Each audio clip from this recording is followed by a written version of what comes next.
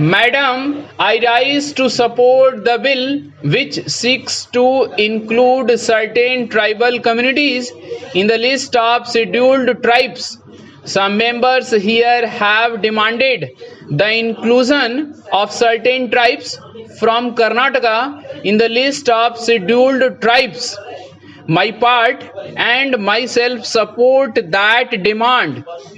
The Honorable Minister has said in the statement of objects and reasons that the state government of Jammu and Kashmir had been making demands for a long time for the inclusion of these four tribal communities as mentioned in the bill, but the central government has accepted their demand after a long time.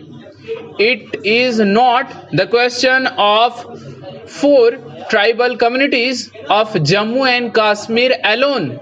We have many tribal communities in Maharashtra, Madhya Pradesh, and Odisha who have not yet found a place in the list of scheduled tribes even after 65 years of independence.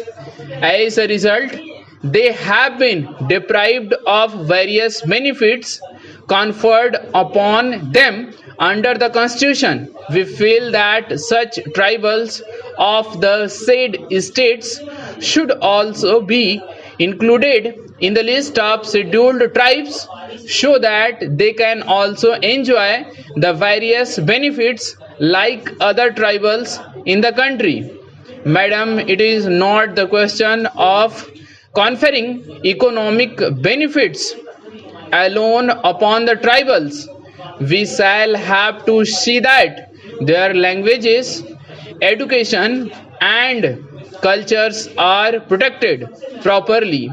We have noticed that the languages of many tribal communities living in our country have not been developed fully. Their cultures also have not been developed fully.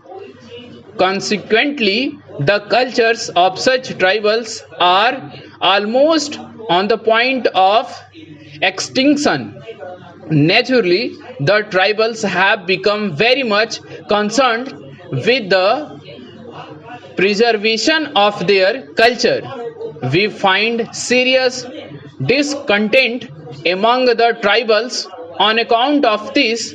The imperialist powers of and secessionist forces are taking advantage of this kind of discontent among the tribals. I come from the northeastern region.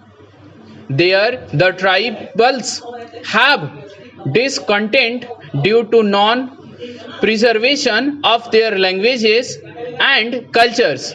The imperialist powers are taking advantage of their discontent and inciting them to secede from India. For such secessionist tendencies among the tribals, the policy of the government of India on tribals is responsible. On the basis of the policy, it has not been possible so far to develop the languages and cultures of the tribals in India. The tribals are unable to enjoy the protection given to them under the Constitution. Therefore, tribals have started demanding autonomous council. Their autonomous councils show that they can preserve their languages, cultures, and their ancient civilizations. My party further feels that such an autonomy to the tribals is not outside the framework of the Constitution of India, but the tribals have been deprived of their legitimate rights due to 65 years misrule of Congress government at the center.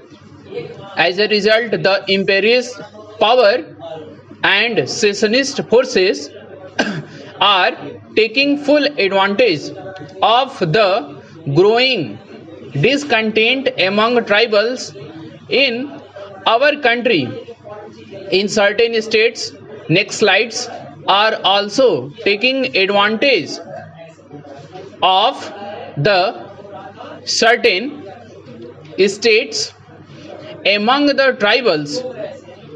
Our home minister had a meeting with the chief ministers of certain states the day before yesterday in order to find out ways and means to curb the activities of the Naxalites. We do not think that the activities of Naxalites can be curbed through military force or police force. We can pacify the tribals only by conceding their legitimate demands. Tribals are justified in surging the discontent if they find that their communities are on the point of extinction. Madam, the tribal problem is very acute in Tripura. In this old tribal princely state, due to influx of refugees from East Pakistan, the tribals are now 28% of the total population there.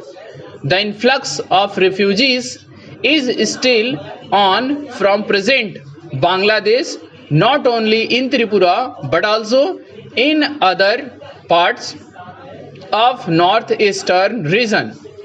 It is known to all the members in this house that the Communist Party Marxist government established autonomous district council for the tribals in Tripura. The refugees are entering those areas also which are under the jurisdiction of the autonomous districts council.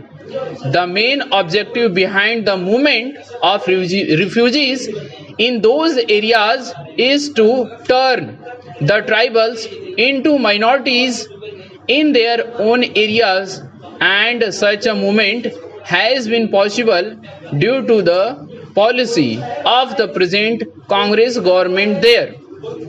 Madam, when we were struggling for the right of the tribals in Tripura, the Congress party in Tripura and its the then president were opposed to the establishment of the autonomous district council in the state.